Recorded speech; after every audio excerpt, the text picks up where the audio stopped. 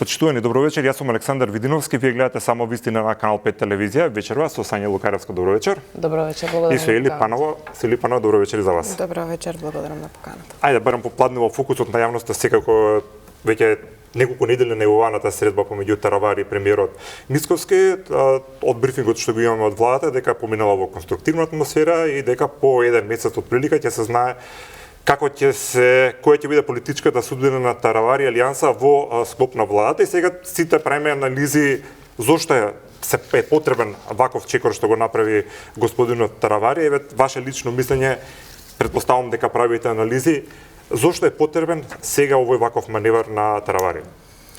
Видете, политиката е многу чудна и секогаш не ги дава очекуваните реакции на политичарите или најчесто ние сме ставени во ситуација да размислуваме за тоа што ќе биде утре, а не малце подалеку, и тоа е голем проблем.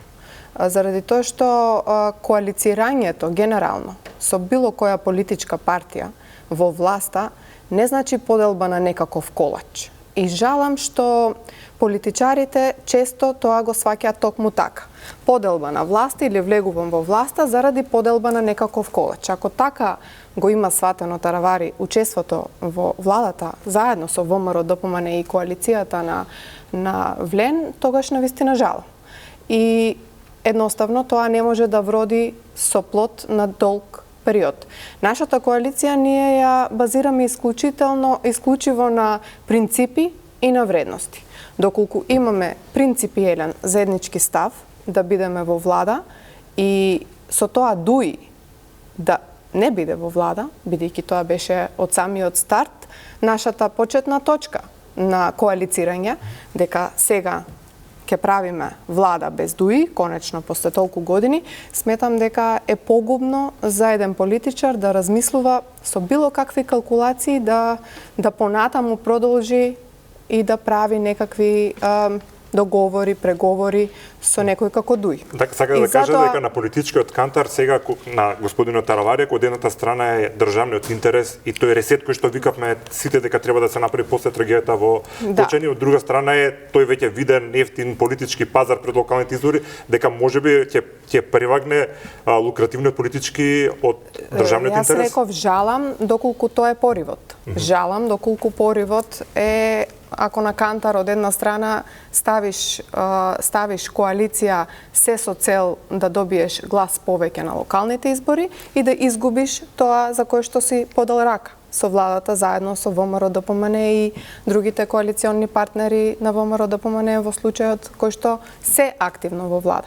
И така што мислам калкулациите за локалните избори и борбата за да добијат глас повеќе на локално ниво и да добијат градоначелник повеќе, може би ги излажаа да размислуваат на таа опција, но сметам дека принципите и заедничките вредности кои што ги имавме, а тоа е подобар живот на граѓаните во Република Македонија, стабилни институции, испорачување на ветени проекти кон граѓаните, треба во случајов да победат и едноставно да остане Таравари во владата. Инаку, ние рековме, коалиција по секоја цена е недозволено.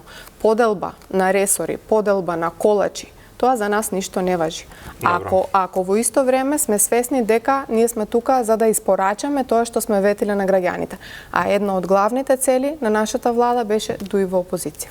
Добро, Лукаревска, вие една мини анализа да ни направите, ако може, зошто според вас господин Таравари се одлучи на ваков чекор, кога прилично комотна позиција во владата, собра да речеме и политички поени, ако може така нешто да се каже, со действувањето како министер за здравство и одеднаш непосредно пред локалните избори да даде отворена врата за маневар да отиде во оној скроз другиот табор против кого се бореа и против начинот на кој што владееше тој табор. Зборувам за Дуј. Па добро, неговата траекторија можам да кажем дека како да се повторува од она што се случи во 2017. Тој тогаш покажа дека е успешен министер за здравство, остави своја препознатливост. Сега можева да го разгледуваме од два аспекти. Или има одредено незадоволство кај него во рамки на функционирањето на вреди, или пак има одредени неусогласувања или нарушување на одредени принципи или столбови на кои што се темелела владата, па можеби ете тука нешто превагнало. Сепак, ако одлуката на Таравари е да го напушти Вреди за да оди кај Дуи, не верувам и не очекувам дека би имал позитивни политички поени. Меѓутоа, сепак во политиката хазардерството можеби на некој начин доаѓа до израз. Не ги знаеме комбинираториките кои што треба да произлезат во наредниот период. Сега само може хипотетички да размислуваме и да ги гледаме случувањата. Ја видовме денешната средба, значи помеѓу министерот Таравари и премиерот Мицковски се остава простор за уште извесен период за да веројатно се носат и конечни одлуки. Политичката цена која што треба да ја плати Таравари, односно која што би ја платил доколку ги направи овие потези, тоа ќе се рефлектира пред се на локалните избори. Дали таму ќе ги постигне очекуваните резултати, времето ќе покаже и граѓаните позитивно или негативно врз него? Тоа не би можела да го кажам. Граѓаните ќе го кажат. Добро, дали за вас како неголема опозицијска партија последните случувања околу можното излегување на Таравари од владината коалиција е индикатор дека владата и односно владината коалиција за партнерите не се толку хомогени колку што се претпоставуваше? Или се работи за еден изолиран, ајде да речеме, мотив, инцидент? Па видете, периодов ние слушнавме најразлични изјави, ете дека имаме стабилна влада, дека нема внатрешни превирања и така натаму. Од друга страна гледаме ова што се случува во рамки на албанскиот блок, односно албанскиот партнер на ВМРО-ДПМН и ЗНАМ. Веројатно, како што напоменав, да не се повторувам пак, веројатно можеби нешто од она кое што е договарано или не е исполнето, или да речеме во соодветно време не е реализирано онака како што на почетокот било договарано. Зборуваме за владината програма или за коалицијскиот дел? И владината програма, и кадровската понуда докаде е реализирана, програмските определби, да не заборавиме дека дел од функционерите од Вреди зборуваат дека доколку за 6 месеци не поминат уставните измени во собранието, ќе ја напуштат коалицијата. Значи имаме на дневна основа најразлични изјави кои што ги даваат политичарите.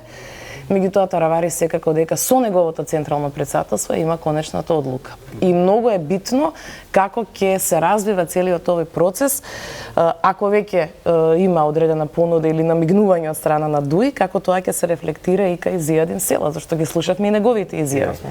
Дали станува збор можеби за такво нешто? За неисполнети очекувања за функционирањето на владината коалиција? Што можам да го видам, бидејќи еве ние не учествуваме во тие последни разговори и не знам што се има случајно на средбата, бидејќи почна емисијата, само што излегува од средбата премиерот со Таравари, можам само да кажам дека Таравари во неколку наврати повторува и нагласува дека воопшто не станува збор за односот кој што го има со премиерот и генерално со владата. Не станува збор за неисполнување на некакви ветени не знам програми или проекти, туку станува збор за негово недоразбирање недоразбирања кои што се случуваат во рамките на коалицијата Вреди. Сега, недоразбирањата може да се решат секогаш кога има волја за тоа. И јас ќе речам, кога влегуваме во една работа или кога влегуваме во едно партнерство, заради тоа што сметам дека владата е партнерство, и подаваме рака во тоа партнерство, треба да знаеме дека не секогаш се ќе биде онака како што очекуваме ние.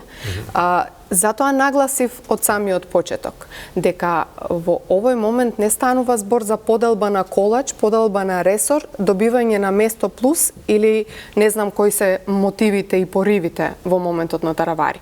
Туку станува збор, според мене, за изневерување на албанските гласачи кои што на овие изминати парламентарни избори гласаа за Дуи да биде во опозиција. И сега, ако се случи тоа, јас барем мислам дека ќе се изневерат еден голем дел од гласачите, бидејќи во програмата или во самата коалиција за која што си подале рака, гласеше дека Дуи треба да оди во опозиција. Што значи не станува збор за незадоволство од владата, генерално од премиерот, од односот, затоа што тоа е партнерски апсолутно. Премиерот во неколку наврати нагласува дека во секојдневна комуникација е со министерот Таравари, кој што е министер за здравство. Во моментот со трагедијата која што се случи во Кочани имаше беспрекорна комуникација, реагирање на сите институции со цел да се надмине или да се помогне колку што е во можност од ресорот на здравство. Туку станува збор за некакви калкулации за локално ниво, што според мене е недозволено. Да, се извинувам што ја прекинувам. Мене што не ми е јасно во целава приказна, ќе ве замолам да не помогнете. Ако има проблеми Таравари внатре во коалицијата вреди, а не со функционирањето на целата влада во целина. Зошто тогаш има потреба од средба со премиерот, а не прво да си ги разреши нестогласувањата внатре во вреди? Па јас мислам дека на тие средби треба да се расчистат одредени работи, заради тоа што во јавност излегуваат одредени информации кои што кажуваат за потенцијално коалицирање, или тоа што беше изјавата денес на премиерот, дека не се согласува со потенцијално коалицирање на Таравари со Дуи во одредени градови, каде што потенцијално Дуи нема да излезат со свој кандидат, се со цел да го поддржат кандидатот на Таравари. Значи станува збор сега во моментот за средба на кој што ќе се расчистат одредени нејасноти или одредени шпекулации кои што произлегле во јавноста, и сметам дека ова треба да се надмине или ќе се решат на средбите кои што следуваат, и се надевам дека повторно ќе превагне поривот за реализирање на проектите и донесување на подобар живот на граѓаните. Мислам, граѓаните дефинитивно тоа го очекуваат. Доволно за тоа. Сакам малце да ја изанализирам изјавата на Али Ахмети, кој што предизвика многу реакции во јавноста. Некако, ќе си кажам, слободно ти задам за право дека на секој 2-3 месеци има по некаква, условно кажано, закана политичка од Дуи за протести, за можна дестабилизација, за враќање на Македонија пред 2001 година, и тоа некако, колку и да мислиме дека тие етнонаративи ги надминавме или ги наджеваме, повторно ни се враќаат. Последниот можеби е најопасен, а тоа е дека доколку Бектеши биде дел од обвинетите, Дуи излегува на улица, и кога Али Ахмети ќе излезе на улица, враќање нема. Председателката денеска имаше изјава дека тоа е притисок врз судот. Како СДСМ гледа и вие лично на овие закани од господинот Ахмети, и која е целта, зашто сега се даваат вакви дополнителна тензија се прави во општеството? Па според мене, претходно ќе го кажем и ставот на СДСМ, дека правото на протест е загарантирано право. Тоа вчера го слушнавме од председателот Филипче и тука нема дилема. Меѓутоа, општа констатација и перцепција, барем во политичкото функционирање во државата, откако Дуи се во опозиција, ние континуирано слушаме или имаме шатори пред Уставен суд, или имаме одредени изјави дека можно е да има некакви немири, тоа го слушавме есента, лани. Сега најново е дека имаме најава за некакви протести, дури се оди до оној степен дека ќе се приклучат и на протестите кои што ги организираат родителите на загиналите деца во Кочани. Ако е така, кога дојдоа родителите на загинатите деца во Кочани пред собранието, тие ги повикаа пратениците, поготово пратениците од опозицијата, да дојдат да се приклучат кон нив. Они имаат пратеничка група. Зошто не излегоа тогаш да го слушнат гласот, да го слушнат гневот, бесот, целата неправда која што им е направена на тие луѓе, и да се чувствуваат со нивната мака. Току мора отпосле да се даваат едни вакви изјави. Многу битна друга работа. Дуи, ако се смета за проевропска политичка партија, бидејќи тие, како што слушнав во повеќе наврати, дека се знаменосци за нашиот европски пат и се знаменосци за нашето членување во НАТО сојузот, значи тие се клучниот фактор. Тогаш треба да ги сметаме за прагматични политичари, модерни политичари, европски политичари, со вакви наративи, со вакви изјави, мислам дека ќе останат длабоко во опозиција, бидејќи заслужуваат да останат длабоко во опозиција, затоа што на овој народ му е доволно од препреките што ги имаме и пренемагањата кои што ги имаме меѓу политичарите од една или од друга политичка партија, и како капак на сето тоа да слушаме дека ќе има протести. Зошто? затоа што некој смета дека не е веќе на власт и не може да ги влече конците како што беше претходно.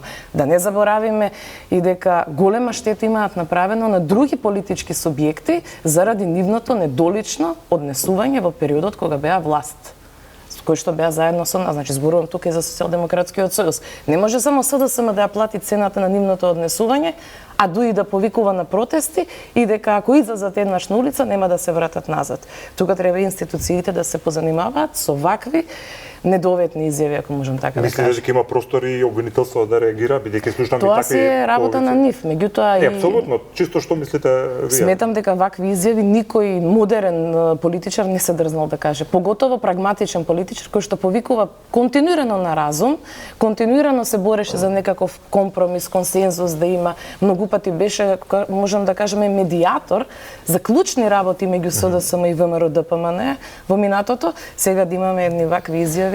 Да, пред пола година и повеќе, ќе ви дадам момент само уште едно прашање, пред пола година и повеќе, кога разговаравме повторно кога беа актуелни најавите на ДУИ за протести, пашатори едно друго, многу луѓе од вашата партија, не зборам вие лично, туку луѓе на СДС, секогаш велеат дека кога ВМРО е на власт, секогаш овие етнички теми ни се враќаат. Сега гледаме една деклинација ова што го кажувате во вашиот став, односно сега директно прстот го насочувате кон ДУИ, дека заради нивни лукративни причини ги подгриваат овие етнички тензии и прават, да речеме, и секундарна виктимизација на семејствата на страданите. Ако добро ве разбрав. Ма зошто ако тие велат сега ќе излеземе на протести? Ева и тоа го кажав примерот во собранието. Овие луѓе протестираат за одговори, ги бараат одговорите за нивните деца цел месец наназад. Зошто не отидоа во Кочани? Зошто не се приклучија таму? Па внимавајте, тие имаа носител на листа во изборна единица 3. Тие таму имаа своја листа, зошто таму не се приклучија тогаш? Сега, отпосле, од кога се прават аргументи за, аргументи против, од кога ги имаат извагано работите дека не им одат во добра насока, тогаш имаме едни вакви изјави. Нешто слично имавме и во период на кампањата, ако се сеќавате, со извиците и така натаму, меѓутоа реалноста е таа. Да, а панова, кога ќе се каже излегувам, и тоа не било кој политичар, туку човек кој што 20 години бил, не 20, меѓутоа во многу влади бил дел, е практично на многу моќна партија на ДУИ председател, кој ќе каже дека јас, доколку обвинителството одлучи на начин кој што мене не ми се допаѓа, ја ќе излезам на протести и не се враќам дома, додека тоа се не резултира со парламентарни избори или така нешто беше.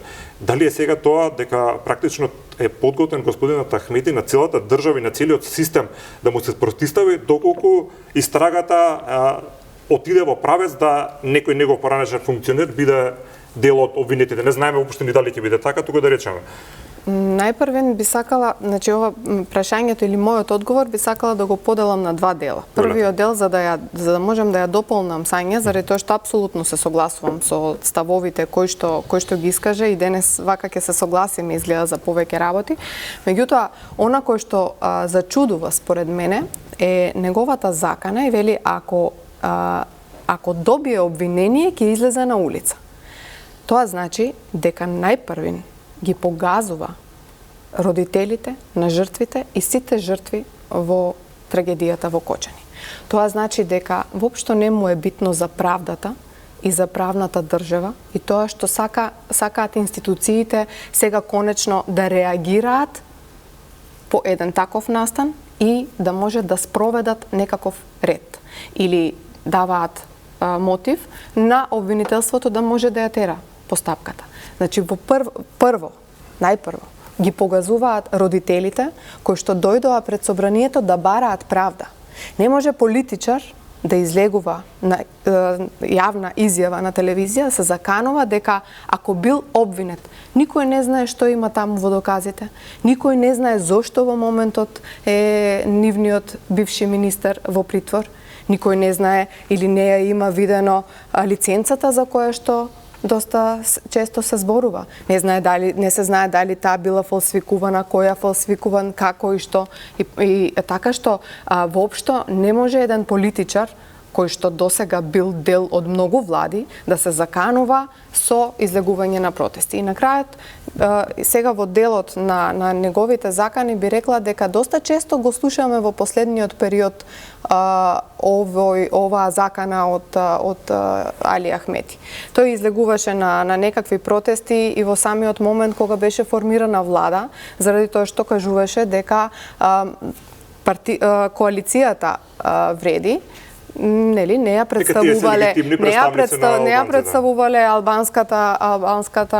албанците во Македонија, туку тие биле тие што биле легитимните. Потоа спомна Сања шаторите кои што не можеше ни по 20 ни по 30 луѓе да се соберат пред Уставниот суд, кога беше одлуката на Уставниот суд за укинување на балансерот и за разговорите потенцијално за законот за јазиците.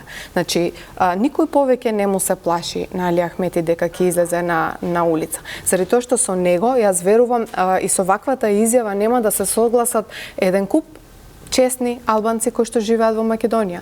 Инаку тие во минатото нормално е дека ќе бараат одредени тригери кои што можат да ја сензибилизираат јавност, особено албанските гласачи, за да можат да им се доближат на било каков начин, и тие воопшто не зборуваат за никаква политика, тие зборуваат само за некакви националистички теми, и сега во овој случај решија да го бранат нивниот министер, кој што ете по сплет на случајни околности бил министер во Министерството за економија и наеднаш се случило да биде помеѓу обвинетите. Прашањето е дали ова сега тие се поставуваат над системот, бидејќи ако ова успее, не верувам дека ќе успее, меѓутоа ако успее, се прави преседан, утре секој од кој да било политичка партија или кој било човек ако биде обвинет, ќе има една политичка структура која ќе излезе на протести. Ние тука го немаме систем, практично губиме државата. Апсолутно сметам дека било какви најавени протести прво нема да бидат доволно посетени, заради тоа што ова не е цел да се излезе на протести. Зошто? Заради тоа што имаат еден обвинет во случајот или осомничен, дури не е ниту обвинет, значи не е ниту обвинет во случајот. Дајте да оставиме простор институциите да го кажат, да го имаат последниот збор, да видиме што ќе се деси, може до крајот ќе излезе дека и воопшто нема да биде опфатен во случајот, а може пак и ќе биде. И сега какви се тие притисоци што се прават, ако од друга страна ние цело време зборуваме за правна држава или дека им даваме мотив, даваме шанса институциите да проработат, да профункционираат, заради тоа што во овој случај за прв пат ние видовме некакво размордување внатре во институциите. За прв пат видовме дека обвинителството со 13 обвинители постапува по овој случај. Дајте да дадеме шанса и да видиме што ќе се случи до крај и да не ги политизираме, да не го политизираме случајов, а дуи во последниот период и со барањето на анкетна комисија и со барањето на надзорна расправа, уште десетина дена после случајов, само се обидуваат да го прават тоа. Добро. Сакам да дополнам само уште две работи. Невозможно е Европски фронт да зборува за протест. Или сме Европски фронт и сме европјани и сакаме да одиме напред. Протестите мислам дека се работа која што не им доликува. Второ, тие постојано зборуваат нешто, сама да, ама не на овој начин, не со ваква изјава зборувам. Ова изјава наративот не соодействува со европската приказна. Тие постојано зборуваат секојдневно. Притисок врз една институција дека им се прави на нивни припадници на политичката партија, притисок дека се прави од една страна, од друга страна, а во суштина тие сега со оваа изјава го прават најголемиот притисок. Затоа што и тоа што го кажува и колешката Ели. Имаме многу лица, пред се припадници на политичка партија, кај нас во СДС се многу лица кои што се дел од одреден кривично правен настан, како што е популарно сега така да се кажува, нели? Тие се во притвор, што треба сега да биде? Значи, ние секој пат сме се залагале за презумпција на невиност. Се до оној момент додека не се донесе конечната одлука. Сега треба да видиме како ќе заврши истрагата, колку ќе има Рековме да оставиме 90 дена, да видиме што ќе се случи, да видиме кој све ќе биде обвинет.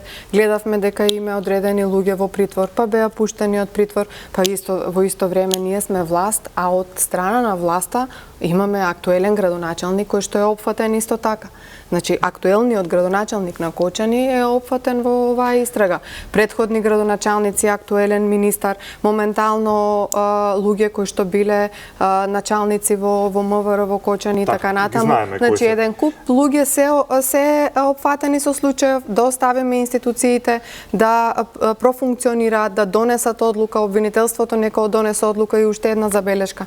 Значи, тој има забелешка или прави притисок на обвинителот кој што тој самиот го гласал во минатото. Што апсолутно не е во ред. Тенденцијата беше кога се зборуваше пред неколку недели за формирање на анкетна комисија, тенденцијата беше тогаш да заврши истрагата за да анкетната комисија не биде замена на таа соодветна истрага за Кочани, за несреќата во Кочани. Па потоа да се оди со анкетна комисија. Дали се има следствени чекори. Чекори, така. Дали уште смитате дека истрагата е селективна, односно вашата партија која што велат правдата е селективна во овој случај? Добро, ние ја поддржавме интерпелацијата за министерот Тошковски, која што беше изминатата недела во собранието. Ги искажавме нашите и факти и аргументи. Мислам, несреќата во Кочани, како се водеше истрагата и принципите и правните действија и така натаму, беа само еден сегмент од она што значи за интерпелација за министерот Тошковски. Секако дека тука ги наведовме и сите оние други претходни скандали, како што беше со брат на градоначалник на Газибаба, оној скандал што се случи во рамки на дворот на една полициска станица, неколку други обиди за убиство и така натаму. Значи, се тоа беше всушност и една рамка по која што се водевме. Во моментов, се уште стоиме на ставот дека транспарентноста, неселективноста и брзиот процес на самата истрага секако дека треба да ги дадат точните одговори, да ги опфатат одговорните лица кои што вечерта биле на работно место. Затоа што слушавме во одредени сегменти суспензија на одредени полициски функционери, наместо да видиме некои други действија. Значи, останувате на тоа дека според вас истрагата е селективна? Ние секако дека очекуваме да го видиме крајот на истрагата, затоа што го слушнавме и обвинителот Коцевски, рече, мислам дека некаде околу средината на јуни или втората половина на месец. 16-17 јуни. Да, дека ќе биде завршена, секако дека и таму важат одредени рокови и потоа ќе носиме соодветни ставови и ќе излеземе во јавност. Апсолутно е неоправдано. Неоправдана според мене поддршката на СДСМ на интерпелацијата од Левица. Левица кој што првиот ден излегоа со одредени изјави за селективност на истрагата. Исто така, истото се случи и од СДСМ, ако не се лажам, или подпредседателката на партијата, уште вечерта или наредниот ден, не ме држите за збор, излезе на пресконференција и повикуваше или тој бил опфатен, оној бил опфатен, воопшто не оставија простор на институциите. А таква транспарентност досега Република Македонија од страна на министар за внатрешни работи воопшто нема видено. И воопшто, искрено, за мене беше лицемерно тоа што од една страна седеше Оливер Спасовски во првиот ред како координатор на пратеничката група на СДСМ и гласаше за интерпелацијата на Панче Тошковски, а во исто време Панче Тошковски во врска со овој трагичен настан поднел 5 кривични пријави од страна на МВР со сработени докази, сето тоа што бара самата процедура во МВР, а додека во претходните трагедии, кои што и се случија на Република Македонија во времето на владењето на СДСМ и ДУИ, Оливер Спасовски не поднел ниту една. Или од една страна кажуваат дека се случувале одредени настани, повикуваа или излегоа само 2-3 од страна на СДСМ да зборуваат за интерпелацијата, што кажува всушност дека проформа беше нивното присуство тука, и исто така и гласањето беше проформа, бидејќи беа свесни дека оваа интерпелација не може и нема да помине со оглед на мнозинството кој што го имаме ние во собранието, но од друга страна и ревносното постапување на МВР како институција за прв пат во историјата на Република Македонија и поддршката која што ја има од страна на народот, од страна на сите граѓани во Република Македонија, заради тоа што за прв пат гледаме проактивност, за прв пат гледаме транспарентност, за прв пат гледаме дека МВР не се крие не сокрива докази и не се крие, имаме министер кој што не се крие апсолутно од ништо, излегува секојдневно на пресконференции, дури и излезе, ги повика родителите на жртвите кои што беа инсинуирано повикани да пристигнат дента пред собранието и тоа од страна на левица. Жалам што таму беа злоупотребени родителите на жртвите. Жалам што луѓето пролеа уште некоја капка солза повеќе, заради тоа што и онака е претешко тоа што се случува. Па заради тоа што беа, сметам дека од страна на левица беа повикани да дојдат во собранието токму на денот кога се случуваше интерпелацијата и мислеа дека од оваа страна некој ќе се скрие или ќе сака да им зацкрие дел од изјави во врска со од тоа до каде е истрагата, што се случува во рамките на МВР, зошто е некој пуштен, зошто е некој моментално во притвор и така натаму, но што се случи, заради тоа што министерот апсолутно нема што да се окрие во случајов, излезе, ги повика, ги прими во рамките на Министерството за внатрешни работи, се расчистија многу дилеми кои што верувам дека луѓето ги имале и истата изјава, односно изјавата после сето ова беше дека и во иднина ќе се среќаваат се со цел да не се стави црна дамка на истрагата. Имаше, значи, работата на министерот за внатрешни работи Панче Тошковски е меѓу другото и ова да ги сослуша жртвите, да даде одговори на нивните прашања, да се расчистат одредени дилеми, затоа што нивниот оправдан бес и гнев секако дека мора некаде да се флуктуира. За да поизвестно време или наредниот ден слушнеме дека изјава од негова страна дека опозицијата е таа која што ги организира протестите и дека всушност ги на некој начин ги подбуцнува можеби родителите. Можеби погрешно ќе се. Само рековте левица дека ги организирала или за сега само за кого мислите? Генерално имаше повик, дури од страна на левица имаше повик да влезат во собранието, па имаше повик да дојдат пред собранието. Тие си има организирано некаков настан, односно има марш, беше најавено дека имаат марш. Дека беше кажано имаше обид да се злоупотребат родителите, што е многу видете, неубаво, затоа сакам да евоцираме точно одговорноста за кого мислите. Значи, видете, излегоа, не знам, вие следевте цел ден што се случуваше. Самиот повик на левица да влезат внатре во собрание, додека трае интерпелацијата, е обид за одредена злоупотреба. Затоа кажав, имаше обид за злоупотреба. Мислам дека сите политички партии во овој период сме едногласни дека протестот не треба да биде шанса за било каков политички поен. Затоа и ние како пратеничка група тогаш излеговме пред собранието чисто да ги слушнеме нивните барања. Значи нити за било каква политичка пиар кампања, некаква било каков политички поен и пак ја напоменам уште еднаш, нивниот бес, критика пред се навистина оправдани и заслужуваат, бидејќи имаат многу прашања, треба да добијат на сите детални одговори. Во она што значи транспарентност на оваа постапка и поднесени, односно со докази, материјали, така натаму, а за претходните трагедии кои што сме ги имале. И многу ми е жал што на сите дебати мора да дискутираме за овие трагедии, бидејќи тие се црното петно на нашата држава. Има поднесени и кривични пријави, имаме и судски процеси кои што се некаде во тек, некаде се со донесени пресуди, значи не дека во тој период воопшто не е постапувано. И жалам што оваа теза се повторува, што не е во ред. Дури во тој период имавме и оставка од тогашниот министер за здравство по онаа несреќа со модуларната болница, сегашниот претседател на СДСМ Венко Филипче, значи тој се поднесе оставка. Значи пред фактите тука мора да сме транспарентни и да бидеме прагматични и веродостојни. Оливер Спасовски во делот на своето постапување секако дека бил министер и технички премиер бил исто така, има секако дека постапувано и во трагедиите и со Бесатранс, и со модуларната болница, и со Ласкарци и така натаму, бидејќи ова се факти со кои бидејќи имам разговарано и со луѓе, односно мои добри пријатели кои што нивните најблиски беа дел од тие трагедии. Сакате да кажете дека од овие трагедии имаше соодветна одговорност?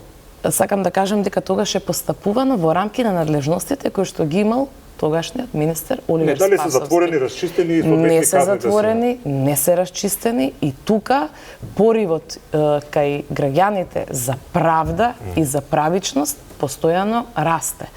Ние како народни избраници имаме обврска, повторно ќе кажам, сите овие трагедии преку една анкетна комисија да ги спроведеме во собраниските процедури и да ги дадеме соодветните одговори. Ако се вратиме наназад, анкетни комисии имаме 6, од кои што само 2 се завршени. Значи, статистиката во делот на резултати и исход од анкетните комисии, она кое што го очекуваат граѓаните и јавноста, мора да го смениме. Затоа ни треба политички консензус од сите политички партии. Затоа што ако не освести нас оваа трагедија, не знам што би требало да не освести. Тука треба да сме сите, да си ја консолидираме државата пред се. Видете, наеднаш, значи тоа што ќе надополнам, после тие толку многу трагедии и кога имате Бесатранс без одговорност. За жал, одговорен во овој случај, мислам дека беше починатиот возач на автобусот. Жалам што толку луѓе загубија живот, без притоа да се истражи како тој автобус поминал низ македонската граница, дали имал легална лиценца, кој му дал таква лиценца, и целата процедура во овој случај апсолутно според мене, меѓутоа и според македонската јавност е нерасчистена. И допрва, кога ќе имаме, а треба да имаме, и ќе имаме и надзорна и анкетна комисија во рамките на собранието за трагедијата во Кочани, треба да се расчисти овој случај. Рековте модуларната болница. Се сеќавате модуларната болница дека имаше кабелот е крив. Може би сега вулгаризираме со овој израз, користејќи го секојдневно. Меѓутоа тоа е белег на владењето на СДСМ и ДУИ. И тоа не може никогаш да се тргне од вашето петно. И затоа не барајте граѓаните да бидат да гледаат со разбирање кон овие случаи. Напротив. Или да гледаме ние со разбирање сега кон Оливер Спасовски. Напротив. Тогаш апсолутно немаше никаква истрага и од страна на Министерството за внатрешни работи немало поднесено ниту една кривична пријава во врска со токму овие случаи. И затоа велиме, некои работи на граѓаните им доаѓаат преку глава. Сплет на околности. Имате Бесатранс, Ласкарци, модуларна болница и затоа поривот на народот за правда е толку јак и толку голем. И сега, кога се случува и оваа трагедија, нормално е дека граѓаните повеќе не веруваат во системот и не веруваат во институциите и сметаат дека како што постапувал или не постапувал Оливер Спасовски на времето, сега повторно ќе се случи и со овој случај. Но, еве, не знам колку време има поминато, 50 дена од трагичниот настан во Кочани, гледаме дека институциите се апсолутно размрдани, гледаме дека МВР постапува и сметам дека овој случај ќе има епилог, ќе има одговорни, заради тоа што конечно мора да ставиме крај на овие трагедии без одговорност и мора да покажеме дека сме поразлични. Ние како ВМРО ДПМН и коалицијата се залагаме на тоа да покажеме дека можело поинаку и дека ќе постапуваме поинаку. Добро, меѓутоа целта е многу поголема. Не е тука целта вие само да покажете како политичка партија дека се различни. Не, целта е да почне да се воспостави ред и целта е да почне да владее законот. Да, и да почнат институциите да постапуваат. Не може како си наследил во твојата институција, така да продолжиш да работиш. Не може да не знае кој ставил подпис и зошто ставил подпис. Не може ако не отишле предходните инспектори во инспекцијски надзор на одредено место и оној кој што новиот дошол, без разлика кој да е, исто да продолжи да не постапува. Секој треба да ги знае своите одговорности на позицијата на која што се наоѓа. И затоа треба да ставиме ред и затоа се направија инспекциски надзори апсолутно за сите лиценци во Република Македонија. Затоа и од страна на Министерството за транспорт и врски, и од страна на Министерството за економија се направи една целосна ревизија и се увиде дека апсолутно институциите не функционирале во минатото. Има размрдување, тоа е точно, меѓутоа стравот е граѓаните, бидејќи многу пати сме се изгорели и сега претпоставам дека кога јавно си наладно дуваме е дека ова бран како сега што е почна да не изблета со текот на времето, туку да се отиде до крај. Видете, така каже и премиерот и го држаме за збор дека вели дека сега трнавме нема враќање и дека ќе има одговорност и за сите други случаи, и за модуларната, и за Бесатранс, и за Турмотур. Апсолутно. И сега кога зборуваме за правната држава, мораме да нагласиме, односно не можеме да изолираме дека тука има голема одговорност носи и правосудниот систем на Република Македонија. Институциите кои што се во надлежност на државата, финансова полиција, не знам, МВР, ќе сработат. УЈП, царина, ќе сработат. Се што треба да сработат, ќе сработат. Но на крајот, последниот збор, како што и во овој случај, го има обвинителството. Обвинителството, па на крајот и судот. Значи, сплет на околности се потребни за да се променат работите и од секој од нас зависи тоа.